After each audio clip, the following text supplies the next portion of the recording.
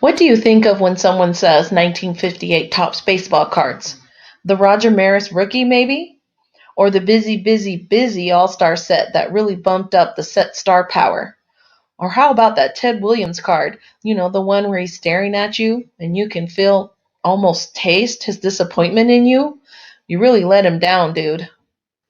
All of those are variable thoughts, and they're all underpinned by some of the boldest, brightest, plainest backgrounds you'll ever find.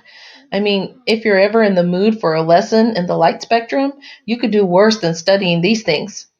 And if you're searching for some late 1950s cards that look good and cost a chunk of change, but not a mortgage, then again, the 1958s might be for you. These 10 in particular, they're the most valuable 1958 Topps baseball cards, as listed in the PSA Sports Market Report price guide for copies in PSA 7 condition.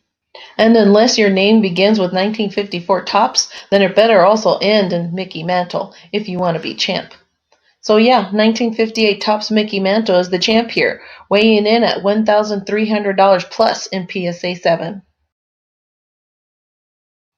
1958 Topps Ted Williams, number 1. Teddy Ballgame may never have quite reached the peak power levels that Mantle did, but man, what a sweet left-handed swing, huh? And the results to show for it? What, with the Majors' last 400th season, 500 plus home runs, and his very own baseball card set, 1959 Fleer? But in 1958, Topps was the only game in town if you wanted a card of the Splendid Splinter, and it was number 1 to boot. All of that adds up to a $550 price tag for PSA 7 copies of the 1958 Topps Williams card. 1958 Topps Roger Maris rookie card, number 47.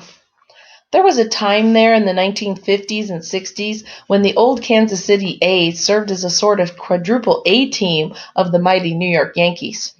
The A's would build up a player until he was ready for the show, and then trade him to the Yanks for a bag of peanuts. To satisfy the Athletics elephant or something. That sort of happened with Roger Maris late in 1959 when the A's traded him, Joe DeMastri, and Kent Hadley for Hank Bauer, Don Larson, Norm Seaburn, and Marv Thornberry. But before that, the guy who broke Babe Ruth's single-season home run record toiled for the Cleveland Indians, and that's how we find him here in his 1958 Topps rookie card. Not surprisingly, the Maris rookie card has been a popular card forever, and today it pushes $500 in PSA 7 condition. 1958 Topps Willie Mays, number 5. This card features an iconic headshot of a smiling young Mays, but otherwise it probably seems fairly unremarkable. But that's not true. It's remarkable. Why? Because it's the first Topps card showing the Say Hey Kid as a member of the San Francisco Giants, as opposed to the New York Giants. That's why. And this classic card, wrapped in heartache and promise and despair, and hope and history and future, brings about $400 in PSA 7 these days. 1958 Topps Roberto Clemente, number 52. While the Mays card gets us up and close with an icon, this Clemente pasteboard gives us a classic figurine pose of the Pittsburgh Pirates great. There's not a lot to be said about Clemente that hasn't already been written a million times, but I'll just say he seems to get more popular every year, even 5 decades after his death. And deservedly so. This blaring yellow card of an early Bob sells for close to $400 in PSA 7 today. 1958 Topps World Series batting foes, Mantle and Aaron, number 418. Maybe Topps knew something the rest of the baseball world wouldn't fully grasp for another 15 years or so. What would that be?